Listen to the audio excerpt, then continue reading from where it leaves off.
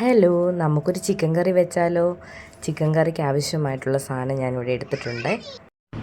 അതിനായിട്ട് ഞാനിവിടെ എടുത്തിട്ടുള്ളത് 3.5 സവോള, 3 പച്ചമുളക്, കരിയാപ്പില, ഇഞ്ചി, വെളുത്തുള്ളി. ഇതാണ്. ഇത് തികച്ചും എൻ്റെ മാത്രം സ്റ്റൈലിലുള്ള ചിക്കൻ കറിയാണ് കേട്ടോ. ഞാനിങ്ങനെയാണ് ചിക്കൻ വെക്കുന്നത്. അത് നിങ്ങളെയും കൂടെ കാണിക്കാമെന്ന് കരുതി.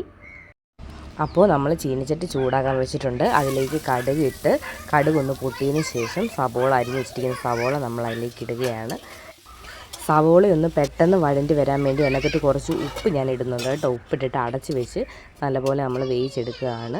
അപ്പോൾ അതിൻ്റെ ഇടയിൽ ഞാൻ കറിവേപ്പില ഇടുന്നുണ്ട്. അതിലേക്ക് ഇഞ്ചിയും വെളുത്തുള്ളി ഇടുന്നുണ്ട്, ചെറുതായിട്ടൊന്ന് മൂത്ത് വന്ന് കഴിയുമ്പോഴത്തേക്ക്. ഇനി നമുക്കതിലേക്ക് പൊടികൾ ചേർക്കാം കേട്ടോ.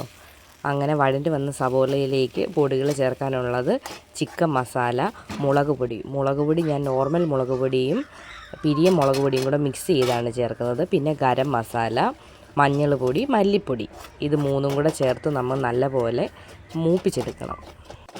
അപ്പോൾ ഞാൻ ഇതുപോലെ നല്ലപോലെ ആ പച്ചമണമൊക്കെ മാറുന്നത് വരെ നമ്മൾ ഇളക്കി കൊടുത്ത് അതൊന്ന് സെറ്റാക്കി എടുക്കണം. എൻ്റെ ഇപ്പോൾ സെറ്റായി എടുത്തിട്ടുണ്ട്.